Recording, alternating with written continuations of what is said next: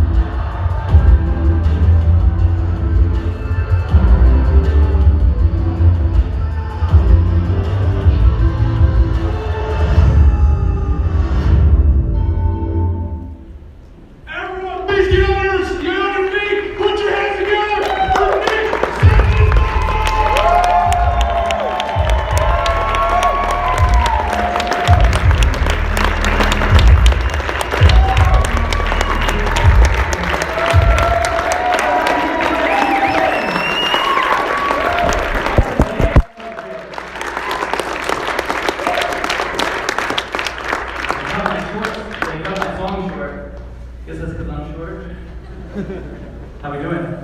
Hey, so you sit down. You don't even know if I'm good yet. Raise your hand if you know who I am. Raise your hand if you don't know who I am. I don't know you either. I'm just kidding. Now, I'm going to be all over today. And I was actually a student of this conference. I've been here the whole time in the back, and I'm figuring out what people need and how I can best serve you. So I'm going to be all over today. I'm going to talk a little shit today, too. Is that all right? If that's all right, say yes? Yes! Awesome. So, Jeremiah, this is all love, brother, but I saw on the speaking lineup, they labeled me as inspirational speaker. So I'm going to talk a little shit. Is that all right? I got 2 7-figure companies, but right now I have some partners in the audience that I do a lot of work with alcohol and drug rehab centers all over the world. In the next 3 to 5 years, we're going to be evaluated at $1 billion. Pretty good for an inspirational speaker, right? So, I figured this was a business conference, so I'll throw some numbers around, right? But I have a few housekeeping items, and I'm going to get through this. The first thing that I want you to know, by the way, you're going to get a ton of notes from this. The first thing that I want you to know right now is all learning is state-based. All learning is state-based, and what that means is based on your emotional state, your retention level is going to be shit or it's going to be really amazing. So studies show when you look at the brain, when you sit there passively, you actually retain about 7 to 10% of the information. That's why I learned nothing in school. I didn't write anything down. Right? But now studies also show that if you want to retain 40 to 50% of the information, you physically write things down and you ingrain it more into who you are. But if you want to take it to a superhuman level, studies show that you can take your retention to 80 to 90% if you call out, you keep yourself in a peak state. Is that okay? If that's okay, say aye! Aye! Now listen, I've been all around the world, that was about a 6. If you want to come here and you want to fucking learn, we're going to step up our energy. Is that alright? Yeah! So, is that alright? Say yes! Yes! Yes! 8. You ready? Because see, when you get into rooms like this, the power of the rooms like this is you get to be with people that challenge you because you're fucking comfortable. So if I call you out and you're playing at a level 8, do you agree there's always a next level? Show of hands. to 10? If you're ready to go to 9 to 10, say yes! Yes! Yes! Sorry, baby, there's a little baby here. Keep it there. That's not rah-rah bullshit, that's the retained information, alright? Awesome. Another thing is, I'm not here to give you answers. Who the hell am I? I'm just Baby Yoda, right? And the reason why I call myself Baby Yoda is I'm short, I got a lot of wisdom, but most importantly, I ask really good questions. And how many of you are leaders in your life? Show of hands. Yeah, so what I want you to write down is the quality of my life comes down to the quality of the questions I ask myself on a day-to-day basis. The reason why that's important is because your brain is a problem-solving mechanism. And it's always going to give you an answer to the questions that you ask it. The truth is, most humans go around asking shitty questions. Why can't I close? Why can't I build a business? Why can't I lose the weight? Why am I not a good mother or father? Will your brain give you all the reasons why, yes or no? All the reasons why. Instead of asking yourself a different question, what makes me an amazing father in this moment? What makes me an amazing mother? Why do I have the strengths and tools to build a business, to serve, to close deals? That's a better question. You're going to get a better answer. Another thing that I want to note is that change is hard. And the reason why change is so hard, because a part of you needs to die. A part of you needs to let go of something that doesn't serve you, and most people won't go there. Now with a show of hands, is that okay if we go there? Is that okay if we go into the deep dark shit? That's what we're going to do here. Another thing that I want you to know is that with transformation, the analogy that I want to give you with transformation is, it's like a portal. And so I may be up here and I may say things that spark an emotion. You may get pissed off, angry, insecure, unconfident. If something makes you feel a certain way, I want you to write it down. Because that's your mind saying there's work that needs to be done there. But what I'm talking about with the analogy of the portal is that I may say something and there may be a moment of transformation. Right? This portal opens up and your brain goes, maybe I should apologize to my dad. Maybe I should call that person. Maybe I should do that one thing. That portal's going to open up. That's your portal of transformation. Most people won't jump through the portal because it's dark and it's uncertain. And if you don't jump through the portal, that portal's going to close. The cycle's going to repeat, and you're going to have to experience enough pain for that portal to open up so you can change. Does that make sense? Show of hands. So if the portal opens up, dive into it. I don't have a leg to kick you through. You got to dive through that shit. Alright? Now let's address the elephant in the room. Why is this guy so good looking? And why does he have no legs and one arm? And so in 1996, my mom went in for a late ultrasound. They sat them down, they pulled the baby up on the screen, and suddenly the doctor started freaking out. And they said, "What's wrong? What's going on?" And they said, "Well, from the looks of it, it doesn't look like your baby's limbs are being developed. It looks like he's missing his arms, his legs, his face might be messed up." Clearly they got the face wrong. But what they did in that moment was they classified me with Hanhart syndrome. And Hanhart syndrome is a super rare genetic disorder that either leaves the babies with undeveloped limbs or undeveloped organs. So like Jeremiah said, at the time of my birth, I was the 12th baby in medical history that they've ever seen this happen to. And out of the 12, 8 of those babies have passed away due to undeveloped organs. Now in that moment, they looked at my parents and said, "Your baby boy has about a 30% chance to live." Now the reason why I share that is not to share my story, but there's a massive lesson and there's a massive decision that my parents made. And the massive decision that my parents made was they were going to focus on the 30% chance of me living versus the 70% chance of me dying. The reason being, write it down, what you focus on, you get more of. What you focus on expands. But more importantly, what you focus on, you feel. And what you feel is your life. Now, what I'm going to do here today is I'm going to make you extremely aware of patterns. Because I've worked with enough human beings, you identify patterns in business, you identify patterns in psychology. So, the first thing that you need to realize is the truth will set you free. The truth will set you free. So you have to be honest with yourself in order to have transformation. So there's no right or wrong answer. What we're going to do right now is a focus evaluation. These are the 3 focus patterns that fuck most humans up. I want you to note them. 3 focus patterns that destroy and cripple and handicap most humans and entrepreneurs. And what I'm going to do is I'm going to go through them one by one, and then we're going to vote, and you be honest on where you're at. Is that okay? If that's okay, say yes! Yes! Say yes!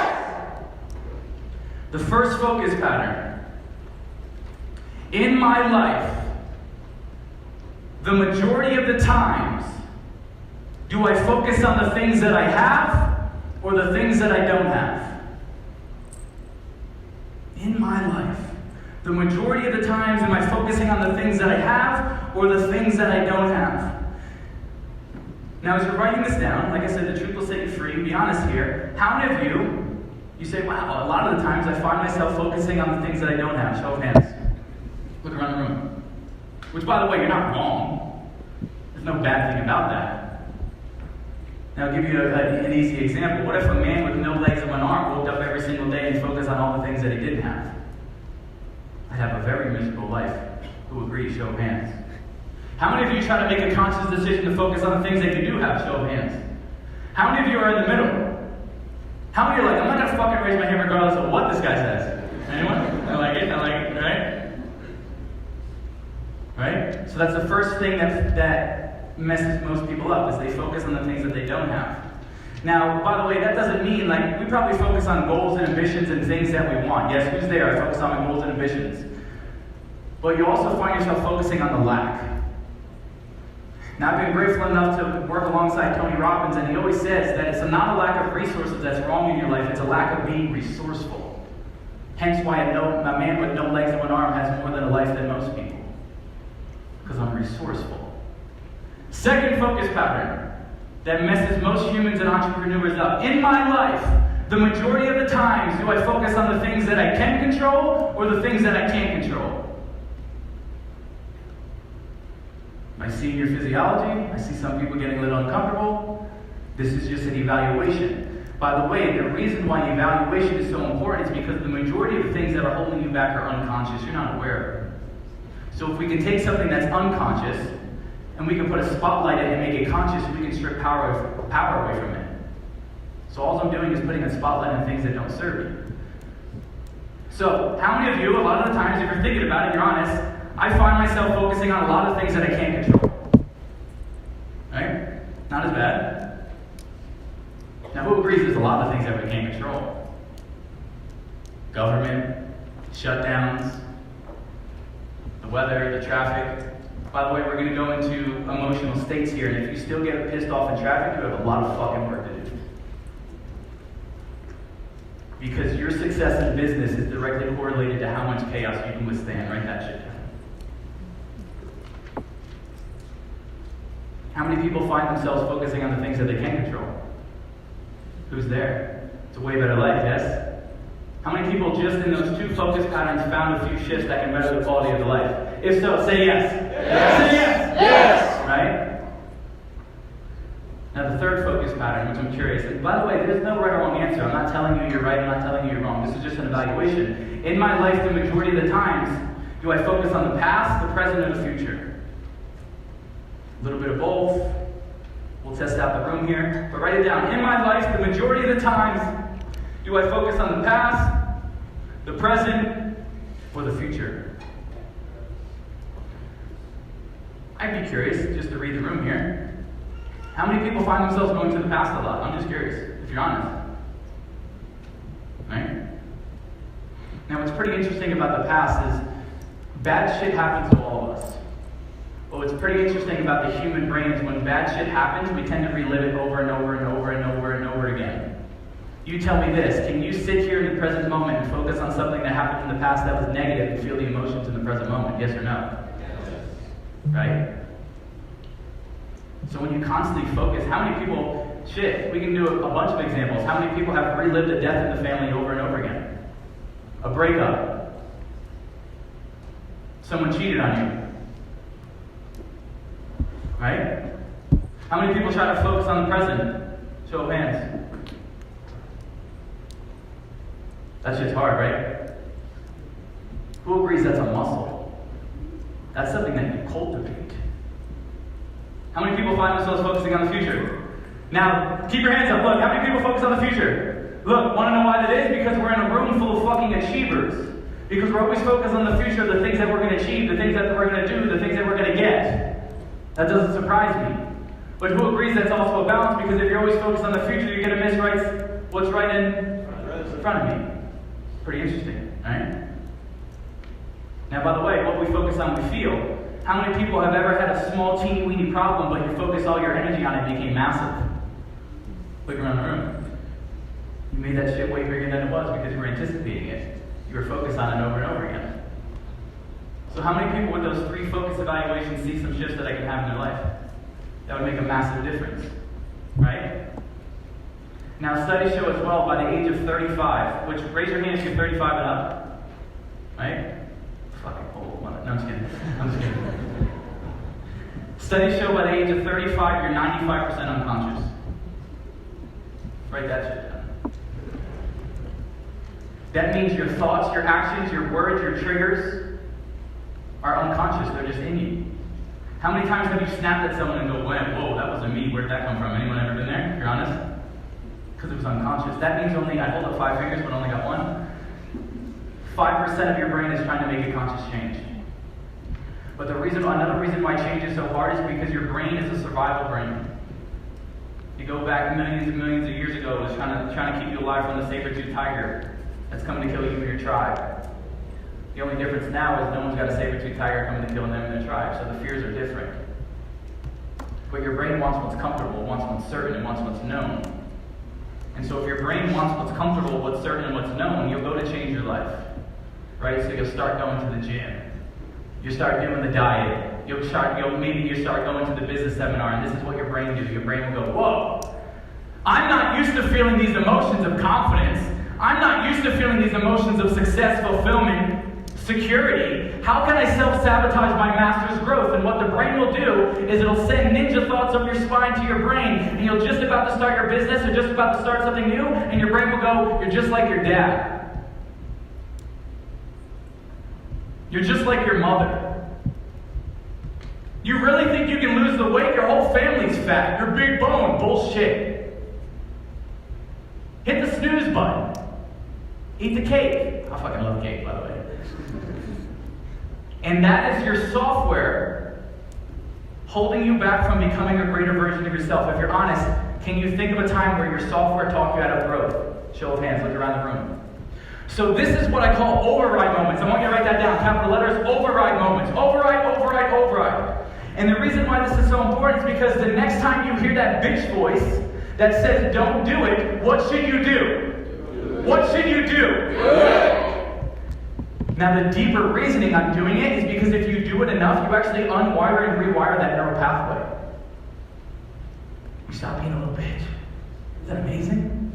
But you unwire and rewire the neural pathway so you default back to your greater setting. So hitting snooze is not even in your wheelhouse. Not going up to that guy or girl to close them is not even in your wheelhouse. Starting that new webinar, building that new business, it's not even scary anymore. But what's pretty interesting is the majority of what's holding you back is fear. I want you to note this. Right? There's an acronym that most people have for fear. It means fuck everything and run. But what's pretty interesting is fear is good. And this is pretty cool. And men, this would be very surprising in the room. Men, in the last 30 days, raise your hand if you've ever felt like unsafe. A few gay men. No, I'm just kidding. Now watch this. That was a knee slapper, right? Watch this. Ladies, in the past 30 days, can you think of a time where you felt really fearful? Look. Because when a guy walks through a parking garage late at night, he's not fearful, but a woman is. Now, in that situation for a woman, fear is good. Fear is good because when you're in a ghetto neighborhood, fear says, hey, you should keep your head on a swivel, yes or no? But fear is not good when it talks you out of building your business. So you have to understand fear. Which, by the way, whether you're Nick, Tony Robbins, Ed Milet, whatever it may be, fear doesn't go away. You just learn to dance with it. You just learn to leverage it. You just learn to lean into it. But there's massive fears that hold you back. Fear of failure. How many people have a fear of failure? If you're honest. Write this down. Failure is feedback. The only difference between the successful people and the unsuccessful people is time, and they failed more than you did. Fear of public speaking? They're like, I'm going to raise my hand, he's going to pull my ass on stage. Get up here, right? Fear of success? Anyone have fear of success? Feel like, is that even the thing? Right? Baby? Fear of, what does babies have fear of? Not being held. Yeah, right? So, now going into the next thing that I want to talk about, which by the way, I'm going to be all over here. The reason why I'm all over here, like I said, is because I sat back and I was like, what do people need? So the next thing that I want to teach you is the power of your emotional state, which I'm going to talk shit here because I just saw a reel the other day. Did anyone see the reel of Grant Cardone where he's like making fun of Tony? Did anyone see that? Jeremiah liked it. I don't even know if it was you. There was a reel. I'm going to talk a little shit here. There was a reel of Grant Cardone and he was like, walking through fire is stupid, and your state's stupid, and smacking your chest is stupid. Right? But the quality of your life, listen to me, write this down. The quality of your life comes down to the quality of the emotions I feel on a day-to-day basis, and I'll prove it to you. How many people know someone who has millions and millions of dollars, but they're still fucking miserable? Raise your hands. And then how many of you ever went to a third world country, saw a kid kicking the can and he was happier than you, and you said, what am I doing wrong in my life? Show of hands. It's not what he has, but it's the emotions he feels on a day-to-day basis. That's what dictates his quality of life. Which, by the way, you don't want the Lamborghini, you don't want the AP, you don't want the house, you want how the house is going to make you, how it's going to make you feel. That's what you want. So what if we can condition our bodies and our minds to feel those specific emotions all the time? Would that be helpful for you? Show of hands. Would that be helpful? Right? Now, by the way, you've been jaded by the word mindset. And a lot of these guys, they kick around mindset and they talk shit about mindset. The reason being is because you don't know what mindset is. Most of you correlate mindset to motivation, and that's bullshit. Mindset is training your body and not mind with enough repetition, consistency, and intensity to change the biochemistry of your body so you feel a different way so you can take better action. That's what mindset is, but you just weren't taught that. So I'm going to take you through a few exercises about this emotional state. Right? So I'm going to share the 3 things that make up your emotional state, which is key. Because remember, I said that your success in entrepreneurship is directly correlated to how much chaos you can withstand, how much shit you can eat. Right? So the first thing that makes up your emotional state is your focus. If you focus on what you can accomplish or what you don't have, you're going to feel shitty. If you feel shitty, you'll take shitty action and get shitty results. Does that make sense? Show of hands. So it's your focus. The second thing that makes up your emotional state is your physiology. You may have heard this before, your physiology. Now, what is physiology? Well, the first thing physiology is your posture. Which, by the way, the person who's most certain in business is going to win. The person who's most certain on the sales call is going to win. Right? So your physiology. What that means is 2 things. How you're standing or how you're sitting, and how you're breathing. So you tell me when someone's depressed, someone's pissed off, are their shoulders back or their shoulders forward? Quick! Forward. Is their head up or their head down? Now how are they breathing? Are they breathing fully or are they breathing shallow? Shallow. So people come up to me and say, Nick, I just don't know why I feel like shit. It's because their fucking physiology's off. And then if I can get them to shift their focus on what they have and what they can control, their whole physiology changes and they can take better action. But the third thing that makes up your emotional state, which I want you to write down, is the language and the meaning you give things. This is really powerful. The language and the meaning you give things. So for example, language. Has anyone ever heard someone say, she stabbed me in my back? Anyone ever heard that? Where's the fucking knife? You see how they made the situation more intense by the language they use? Show of hands if you understand where I'm going with this. That's language. But the second part of language is the meaning that you give things. And I'll give you an example. When I say 3, you're going to say, how's your day? Okay? 1, 2, 3. How's your day? 1, 2, 3. How's your day? Life's a battle. Life's been a battle for me. Now, if Nick's life's a battle, throw out some describing words of what my life looks like. Quick. Hard. Challenging. Fight. Adversity. What else? Come on. Struggle. Inconvenient. Sad. Depression. Not so good, right? Now I'm going to count to 3. You're going to ask me how my day is. 1, 2, 3. How's your day? Life's a dance. Now, if Nick's life's a dance, what does Nick's life look like? Share some describing words. Quick. Interesting, fun. What else? What else? Fulfilled. Joyful. Adventurous. What else? Happy. Playful. Passion. What about sexy? What about flowy? Right? But do you see, you felt different by the language that I used and the meaning that I gave things. So I'll give you an example. I was on a plane and I fly a lot, and it was Southwest Flight 244. And I go into the airport and they roll me up in a wheelchair. Does anyone know what happens when you roll up in a wheelchair? You get to skip the line. Focus on your strengths, right? So they roll me up and I skip the line. And they put me in the first row. It's a 3-seater row. And the flight attendant saying, honey, this is going to be a full flight. I said, no worries, I already got my seat. And the plane started filling in. The plane started filling in, and people are looking at me and then looking away. Or, hey, look at that guy. And I'm in tune with this stuff. I see it more than other people would see it. And the plane started filling in, and no one wanted to sit next to me. And I felt things that we all felt. I felt like I didn't fit in. I felt unconfident. I felt insecure. How many people have ever felt those emotions? And finally, 2 gentlemen had to sit down. And I'm trying to be a stud, but I'm looking out the window and I'm crying. I said, Nick, what will you tell the people you teach? Practice what you preach, what will you tell them? I said, it's the meaning I give this. What's the meaning I'm going to give it? And I said, Nick, you can cry on the way home. You can let this affect your day, your week, your month. Or you can celebrate the fact that you have the most leg room in this plane. Snap your fingers for me, I'll pretend. In the snap of a finger, I took a situation that was disempowering. In the snap of a finger, I took a situation that was a loss, and what did I turn into? A win. By the meaning I attached behind it. Same thing happened with my body. You're like, how is this guy with no legs and arms so confident? This wasn't always the case. There was a specific moment where I was on a school bus, and there was a girl to the left of me, and she was making fun of everyone. I'm like, oh man, she's going to have a field day with me. And I looked to my left, and she looked at me, and she said, Nick, I don't even have to start with you. You're already too messed up anyway to look at you.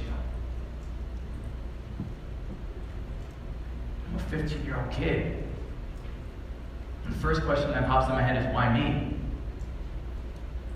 But what's pretty interesting about the brain is the brain does a few things. The first thing that I want you to note is the brain stacks thoughts. Write it down. Your brain can stack thoughts in a negative way, and your brain can stack thoughts in a positive way. And so, for example, when that girl said that to me, I started to think, maybe I am disgusting. Maybe girls don't like me. Maybe I'll never have a girlfriend. I'll never have a wife. Never have a job. Have you ever woken up on the wrong side of the bed before? If you're not aware of your focus, your whole day's negative, yes or no? You're pissed off, you gotta get up, traffic, tire pressure's off, Betty at the office, hope there's no Bettys in here. But do you see how your brain stacks and stacks and stacks? And so what's interesting is when experiences happen, we then develop beliefs about ourselves. Like I said, when that girl said that to me, I developed beliefs about who I was, that I was disgusting, that I'll never have a girlfriend, I'll never have a job, whatever it may be. And because of that event, I didn't go to my junior prom, I didn't go to my senior prom. And it wasn't until I was 19 years old where I asked myself a better question. Because my whole life I asked, what's wrong with me? And who agrees when you ask what's wrong with you, your brain's going to give you all the reasons, show of hands. So I was 19 years old and I said, Nick, what's right about me? Someone said, ooh, right? What's right about having no legs and arms? What's the gift? And when I realized, I said, wait. If a girl doesn't want to love on me because my no legs and an arm, if someone doesn't want to do business with me because my no legs and an arm, if someone doesn't want to be friends with me because my no legs and an arm, wait. Maybe this disability, or whatever you want to call it, is actually working for me, and it's filtering out the type of men and women that I don't want in my life anyway. How empowering is that?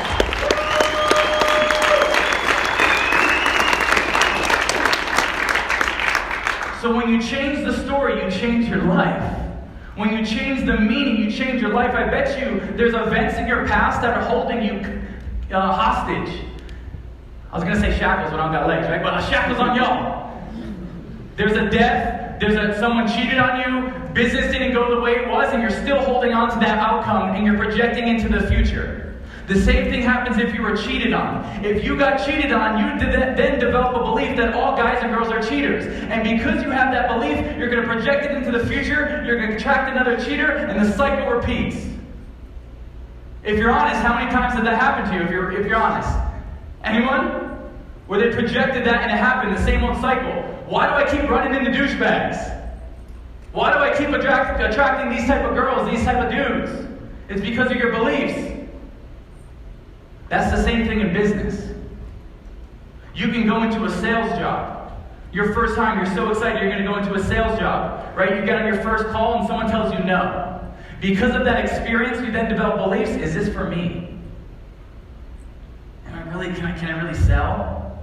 Maybe I should do something else. Does this relate to anyone? Let me see it. All right? Write this down. Most humans aren't persistent enough to get the results they want, so they'll never get them. Will I be persistent enough in my life to get new experiences so I have new beliefs about who I am and what I can achieve? Will I be persistent enough to get my first yes? Who remembers their first yes? Anyone? Make the sound of your first yes. Go! Yeah. Make the sound of your first close. Go! See, that's what I look for in business is I look for my proof of concept. Once I get my first yes, I go, oh shit, I can duplicate this. I can do this over and over and over again. So going back to state, there's two different types of states. I want you to write this down. You have your beautiful states and you have your suffering states. Is this too heavy or is this alright? Is it alright? Good? Great. I was going to keep going on anyway. I'm drunk with power up here. So you have your beautiful states and you have your suffering states. Your suffering states, I want you to write down the emotions. Read all the emotions that you don't want to feel, that you hate feeling. Insecure. Uncertain. Sad. Depressed. What else? Any other emotions? Self-conscious. What else? Angry. Anxiety. Stress. What if I were to tell you that the majority of the room on an unconscious level is addicted to anxiety and stress? Would you believe me? You're like, well, now I know. Thanks, Nick. So that's suffering states. Your beautiful states? What do you think some emotions of beautiful states are? Love. Louder. There you go. What else? Peace. What else? Joy. Happiness. Gratitude. Appreciation. Confidence. Certainty. Who agrees these are the emotions that we want to feel? Show of hands. We want to feel this. Which, by the way, when you feel shitty, you won't take action. That's why your state's so important. That's why your emotional state is so important. If I came out here on a low state and said, hey everybody, my name's Nick, and I'm a speaker. Like, what the fuck? How much do they pay this dude? But do you see, I bring my state, and because my state's high, y'all state raises? It's about my emotional state. I'm certain. I'm confident. So, now you know the difference between beautiful states and suffering states. What we're going to identify right now is something that we call your emotional home. And your emotional home is a place where you go to when shit doesn't go your way. It's the emotion that you probably feel a lot. And it's going to be a self-discovery process here. So all I'm going to ask, which by the way, can we get a microphone up here? Because I'm going to ask you a series of questions. And for those that had some ahas or shifts, the little kid has raised his hand, he's in, right? Say ah, right? There you go, right? But we have our beautiful states and we have our suffering states. I told him, Keith, I said, man, you have way better legs than I do. Right? So, what we're going to do right now is we're going to identify our emotional home here. So all I'm going to do is I'm going to ask a question and you're going to think. You're going to think to yourself, hey, can we put on light music? Can we put on that D by prayer? Can we put it very light? Good. In my life, how many times do I experience the emotion of anger? Is it once a year? Is it once a month? Is it once a week? Once a day? Multiple times a day?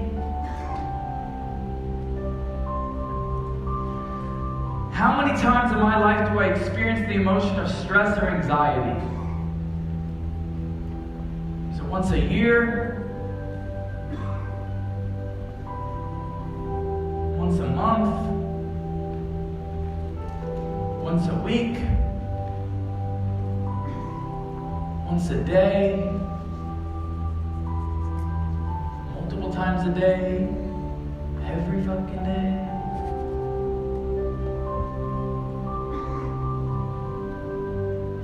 How many times a year do I experience the emotion of insecurity?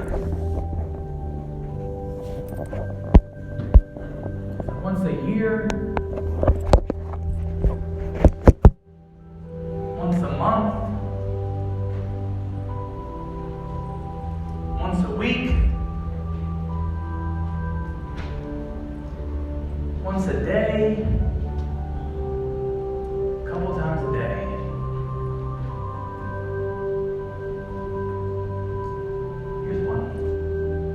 How many times a year do I feel unfulfilled?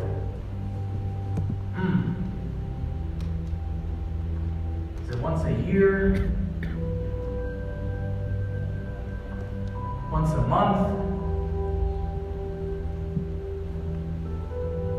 Once a week? Once a day? Multiple times a day? Keep the music going. I like it. Sets the vibe. I'd be curious. How many people found an emotion that they feel often? Keep the music going. I like it. Is it anger? Who's got anger? I saw the hesitancy. Oh, right? I appreciate you. Anger? Sadness? Uncertain? Watch this. Stress or anxiety? Look around the room. Patterns.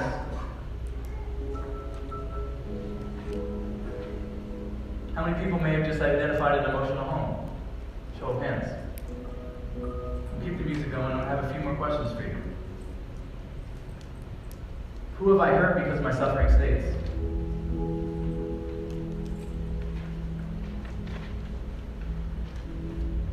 Who have I been hurting this whole time because of my suffering state?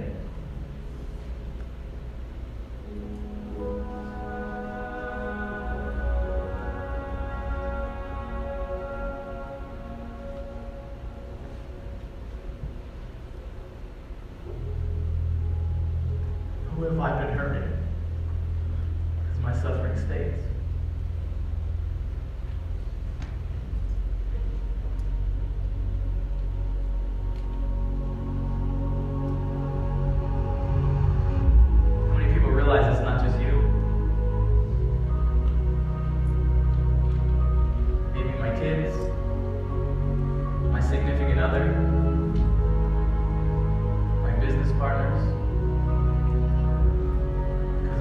Suffering state. Third question. Why must I commit to ending my suffering?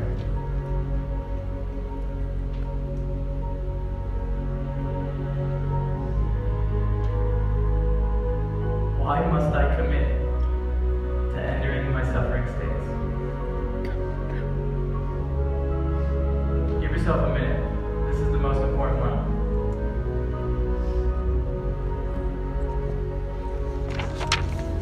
As you're writing, if you're willing to step up and set the tone for the room, and you're okay with sharing, come share when you're ready. I'll take a few. But keep writing. Why must I commit to ending my suffering?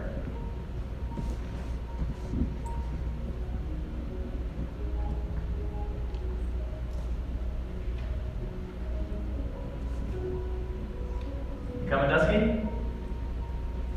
What an alpha does, he sets the tone, he leads. Why must I end my suffering state? So when you come up here, I would like for you to answer all three. What's my emotional home? Right? What's my emotional home? Who have I hurt because of my suffering states? And why must I commit to ending my suffering? It's on you, brother.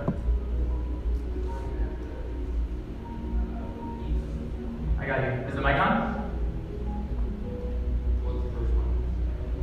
What's your emotional home? Yep. Stress and anger. Who relates? Look around the room, you're not alone. Who have you hurt? The people I've hurt,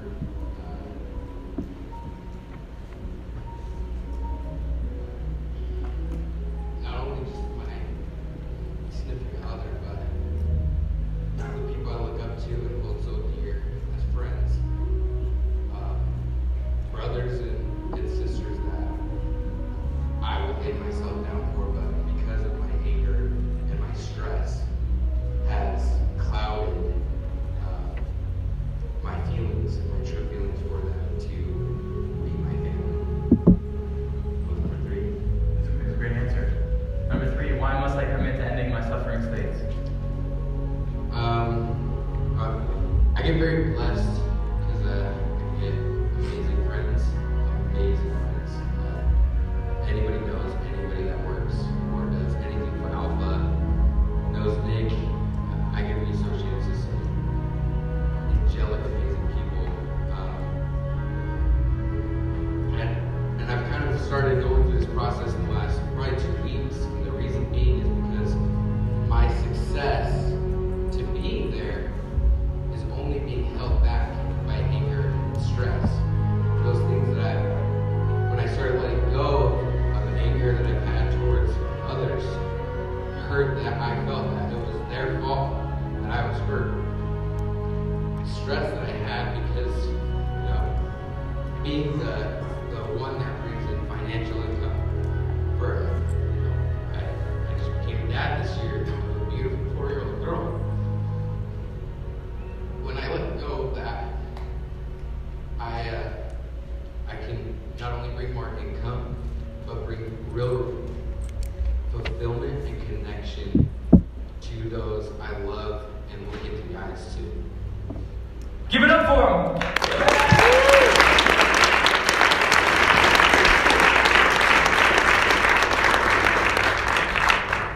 Thanks for stepping up. It's great to That's see my you. 4-year-old daughter that he had to, so I'm like, oh gosh. Sorry. You're alright. My emotional wholeness in Christ today is my insecurity. As you're going through, like, how often you feel that, I realized I feel it every day. And that's been an uncomfortable truth to come to, and I hate that. So who have I hurt in my suffering? First of all, me. I hurt me in my suffering. I have hurt my significant other. And I feel like it's holding my daughter back. And I don't want to hold her back. I want to empower her. So that is why I commit to end that suffering today. Is first and foremost for Penelope, my daughter. So I can empower her as a woman. And for me, and for Dusky, for my mom as well. I'm gonna end it. So Give it up for her.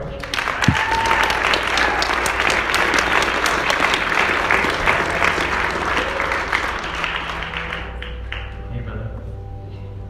Sure, that's great for you to talk. I can read what I wrote. So my emotional home Yep. is in anger and it's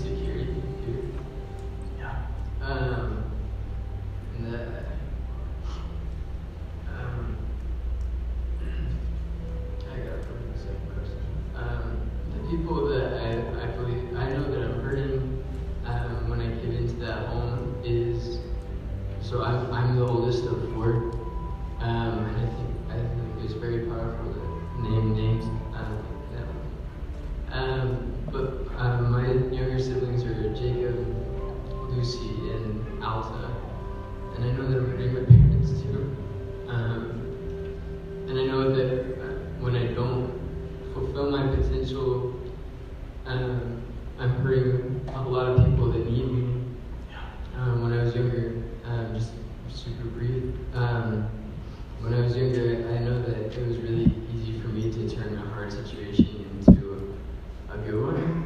But as I got into adulthood, and started doing my own stuff, and then like a broken engagement happened, your belief in your self-worth goes down, and you kind of let go of that power. And so, why I must commit to ending my suffering states is because I know that my younger siblings are depending on me. I know that my family is depending on me.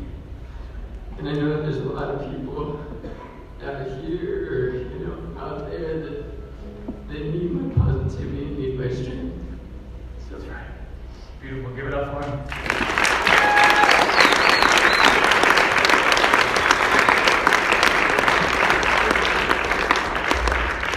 Write it down. You'll never make more than you think you're worth.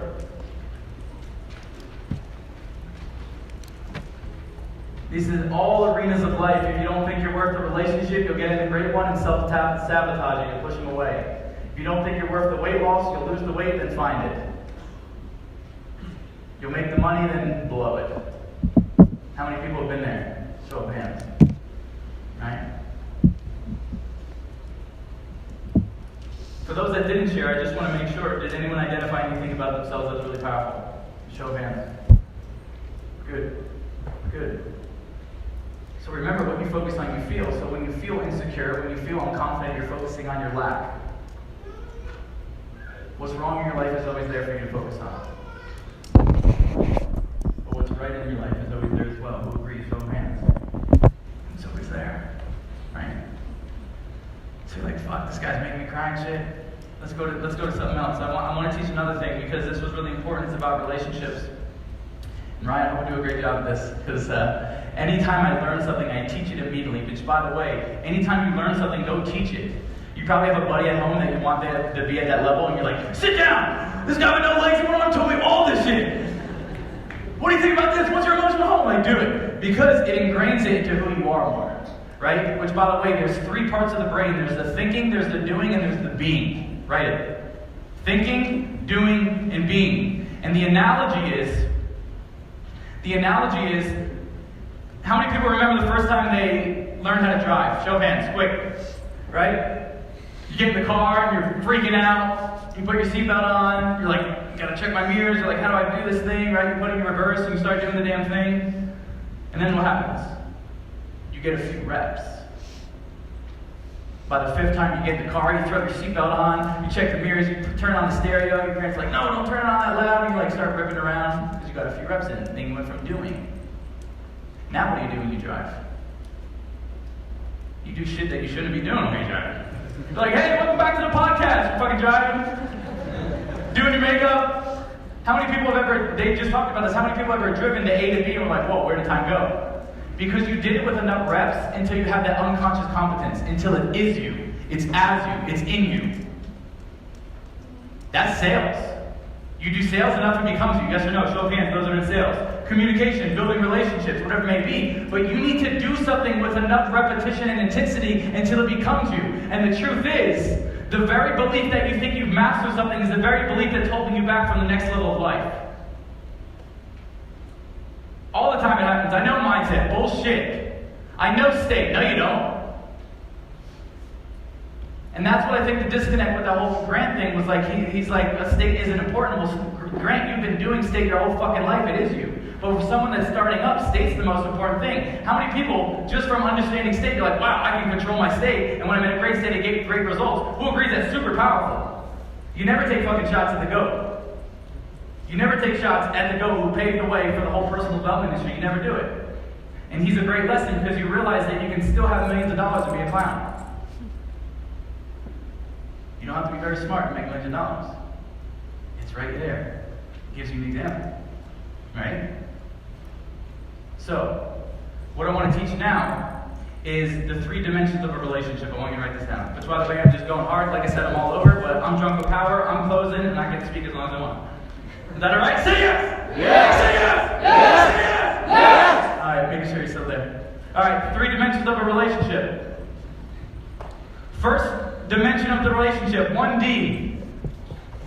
1D relationships it's all about my needs. What can I get out of this relationship? What can I get out of this podcast? What can I get out of this seminar? What can I get out of Jeremiah? One-dimension relationship. What can I get? And the moment that I don't get something, what do? I leave. And you've probably done this in your significant other relationships. If I'm not getting what I want, I'm out. That's one dimension. One. First dimension. It's all about my needs. What can I get? Which, by the way, I think the majority of the world, who agrees they're in that 1D? Who agrees? Show of hands. Right? What can I get? What can I get? What can I get? What can I get? Now, what's pretty interesting is when I learned this concept, I was like, well, 2D's the shit. 2D's where I want to be. And what 2D means is I scratch your back, you scratch.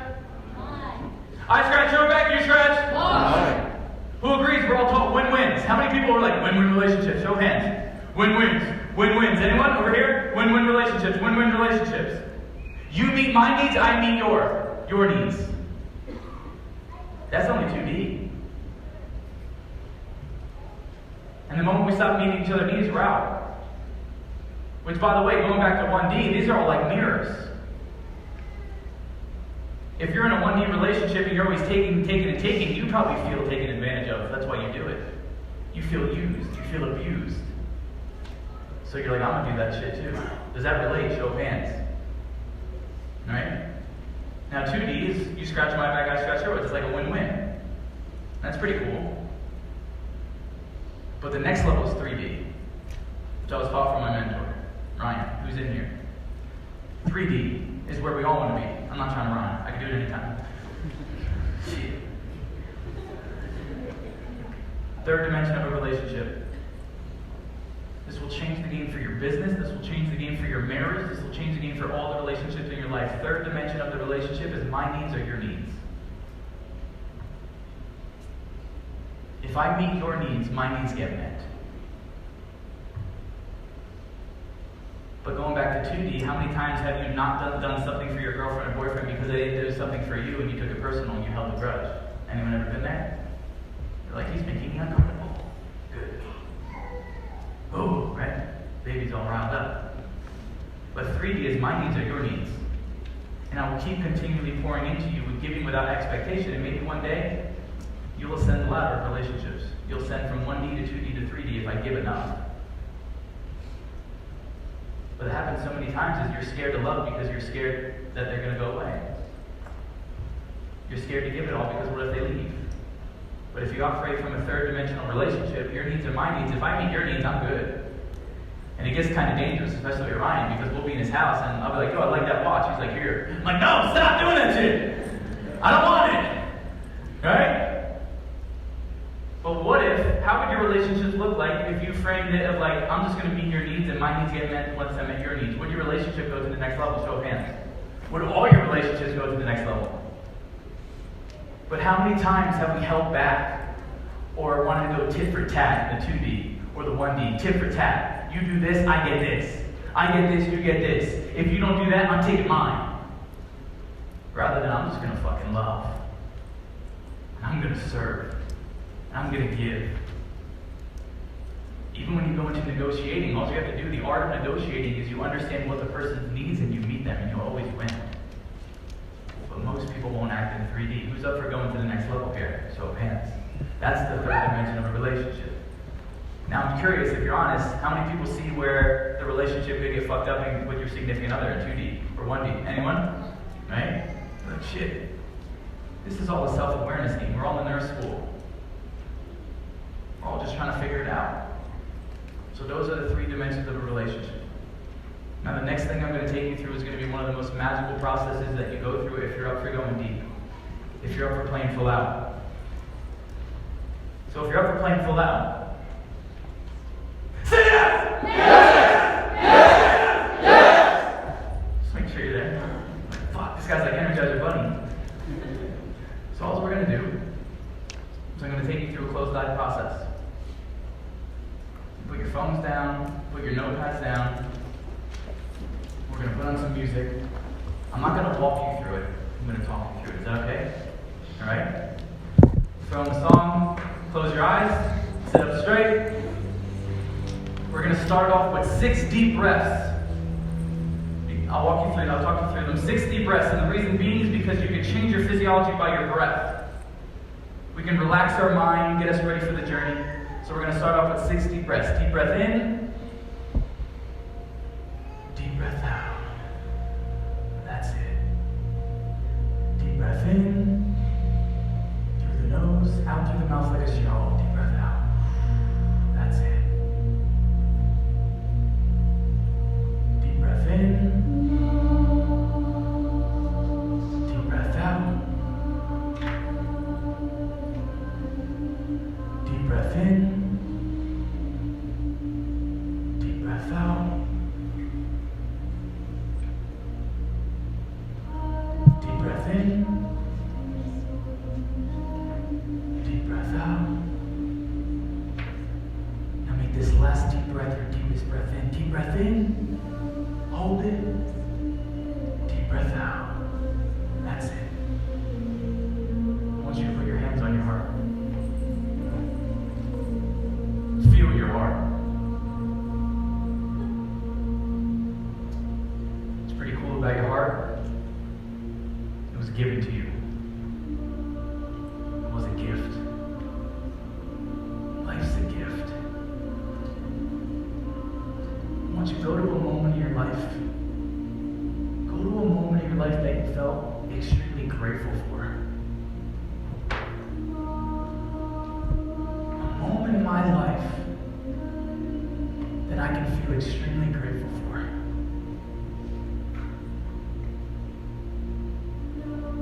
Who was there?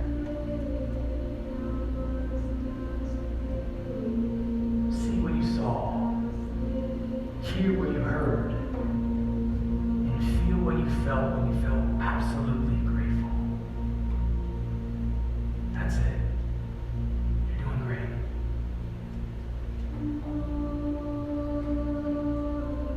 That's your moment. Don't let it go.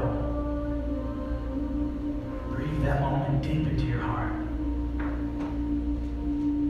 That's it. That's it. He was the birth of a child, a vacation, a raise, but a moment for you that you felt extremely grateful for.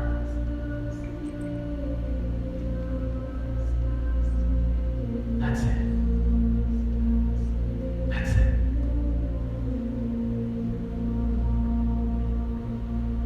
Good.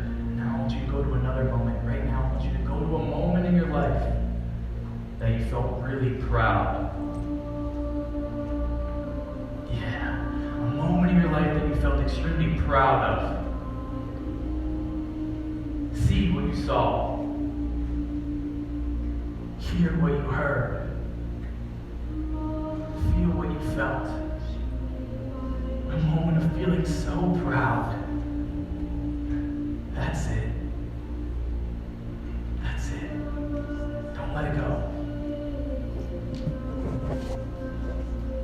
Breathe that moment deep into your heart. Feel your heart. That's it. That's it.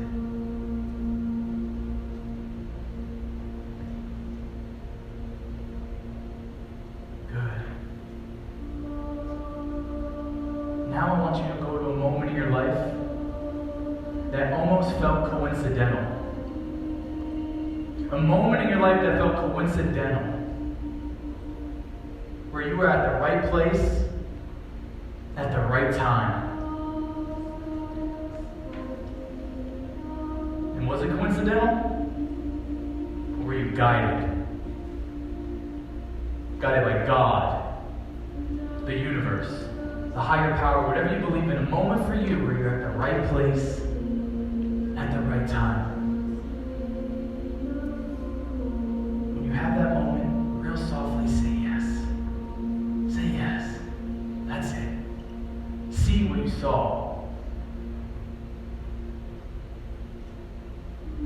Hear what you heard. Feel what you felt. That moment of being guided. That's it. I see some tears. I see some smiles. That's That's your moment. Don't let it go.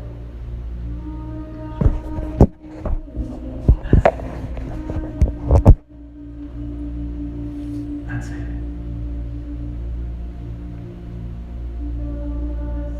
And I want you to visualize the victory that you're going to have in the future.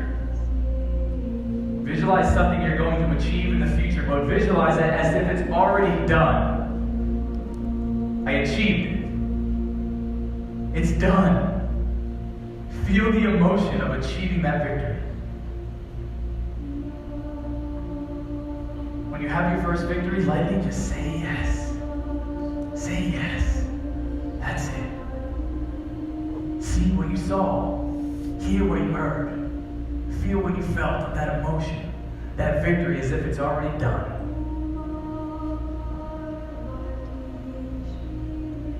Because if you can feel the emotion before you even have it, time just hasn't caught up. That's it. Go to a second victory. What's the second thing that you're going to achieve? But visualize it as if it's already done. If you feel those emotions, that's right, lean into it. That's what it's there for. Lean into the emotion. What's the second victory that you're going to have? Feel it in you, as you. That's it. Good. And what's the third victory? What's your third thing that you're going to achieve this year, this month, this quarter? What's the third thing you're going to achieve, but visualize it as if it's already done? Game over. I've achieved it. See it. Feel it. Breathe that deep into your heart. When you have that victory, say yes. Say yes. That's it. Good.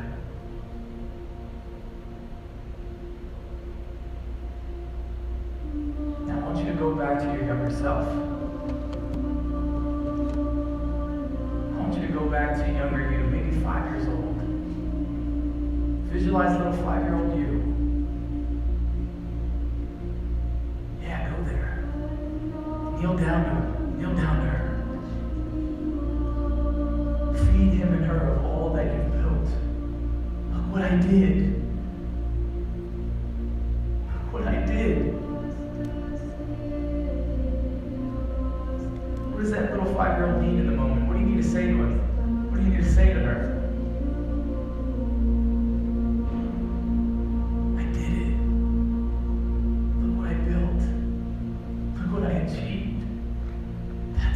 Lean into that.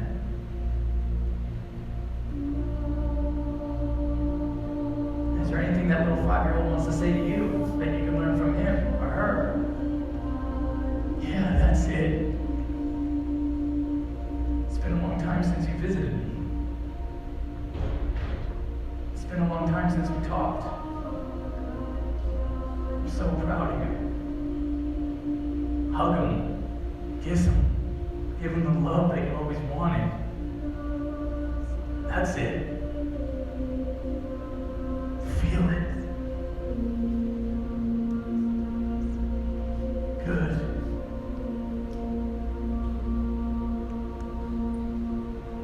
Good.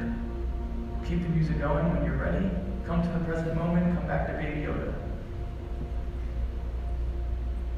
Keep the music going. In this state, write a letter to your younger self.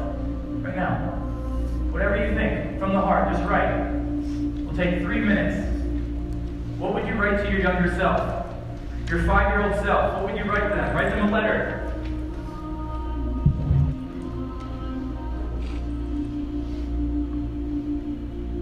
It's been so long since you've seen me.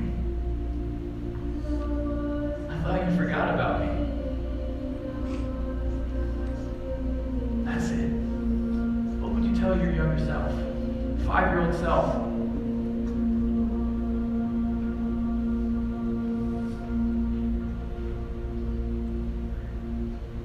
I built so much success, so much accolades. I buried the kid and I never went back and loved on him. When I look back, all that little kid wanted was love.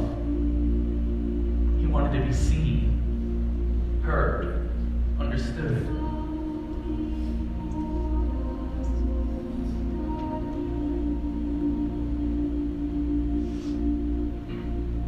What would you write your younger self? That's it. From the heart, from this state. And as you're writing, understand and notice that your anxiety and stress, it's gone. Because gratitude outweighs all the negative emotions. It's emotionally impossible for you to feel grateful and sad, grateful and angry. That's it. That's it.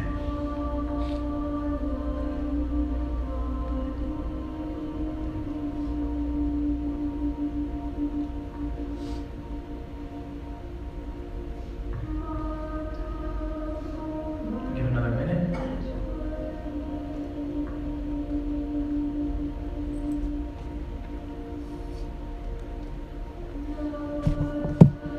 Feel those emotions though, notice that. It's been a long time since we felt that much joy, that much gratitude, that much appreciation. I can achieve anything from this state. Anything.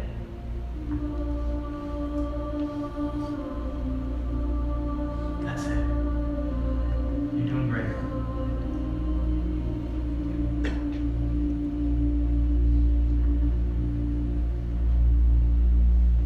By the way, what it means to be an alpha is to lean into those fucking emotions. You've been conditioned that it's not okay to cry. Bullshit. Big boys don't cry, big girls don't cry. Bullshit. We were taught not to deal with our shit and not feel those emotions, so we soothe and we soothe and we soothe. Then one day maybe a gun's to your head. Or you're depressed. You were told, I don't cry, I just keep fucking moving. But a true alpha says, what are you insecure about? Let me work through it. What am I unconfident about? Give me some reassurance. An alpha is okay with all the emotions. We were just talking about this. Jeremiah's a cuddly bear. He's cuddly too. And let's switch it up here. What I want you to do now is with your other hand. With your other hand, you're going to write from your 5-year-old self to your current self. Switch hands. I know you're going to be all over the paper. Playful out here. Be fun. With your other hand, write a letter from your 5-year-old self talking to your current self, telling him how life's going to be, what he should look forward to, he or her. Write a letter from your 5-year-old self to your current self. What would you tell him? Give me a couple minutes. Easy for you, you don't have any hands.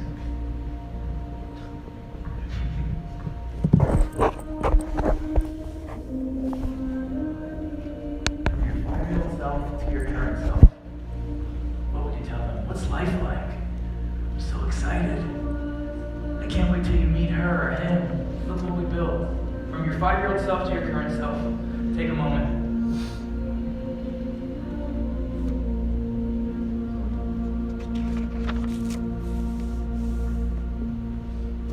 That's it.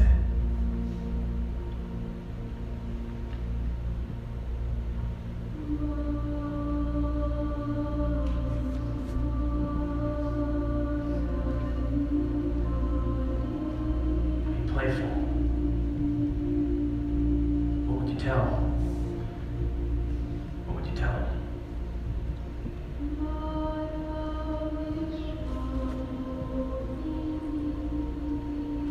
5-year-old self wouldn't care about staying in the lines. They're playful, joyful. That's it.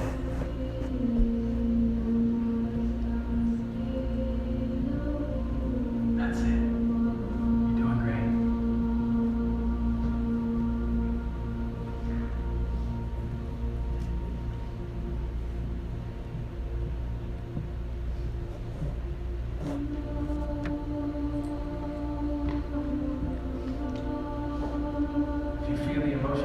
lean into it. That's what a true alpha does, is lean into the emotion. It's okay to cry. It's okay to smile, laugh. It's okay to draw all over the page. This is your 5-year-old self. That's it. You need this. She's been waiting for you to call.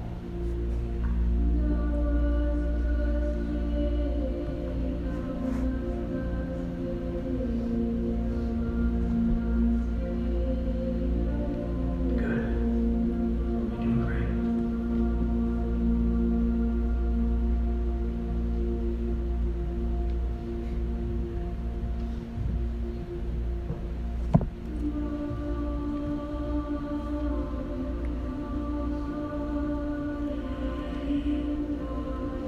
This is the real fucking work.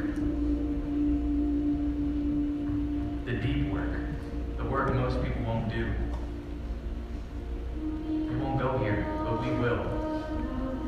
If they won't, we must.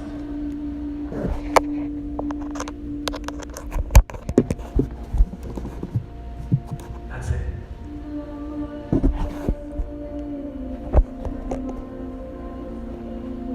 Good.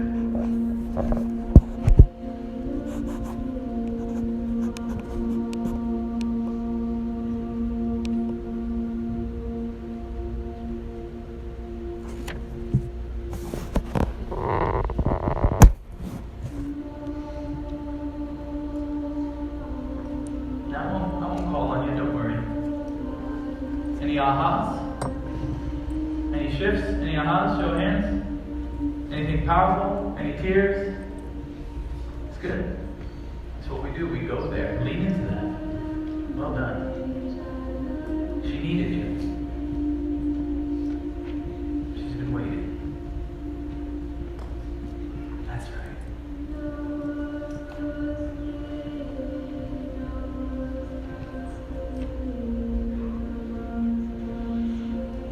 All right.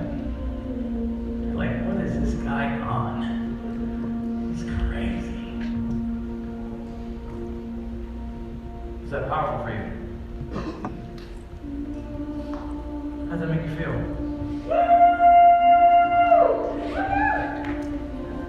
Good. Good. Life's too short to feel suffering emotions. It's too short. Like me. We only got so much time. Remember, I said you don't want the cars. You don't want the houses. You don't want the money. We want the money, but we want how it's going to make us what? Feel. But what did we just do right now? Did we feel some amazing emotions? Make the sound of what you just felt right now. Make the sound. Go! Again, louder. Make the sound of what you felt. That's state. And that ain't no bullshit. What can you accomplish from that state? Quick! Anything. But what you'll notice is when you're angry and pissed off, your brain won't stimulate solutions. You don't think straight. How many times have you sent a text message, an email, and said, oh shit, I wish I didn't do that? Anybody? One of the greatest things I learned from Tony was compassion. But Tony also has this saying, and I'd love for you to write it down. He said, when you're in your head, you're dead. When you're in your heart, you're smart. Your heart came first. I don't know if you knew that, but your heart came first before your brain. Your heart has the intelligence of its own. But when you're in alignment with your head and your heart, that's when the magic happens. But if you understand state and you do this with enough repetition, regardless of whether the deal gets closed, the money comes in, you still have a fucking amazing life. Who's up for that? Show of hands. Who understands that they identified an emotional home here and they're going to build a new one?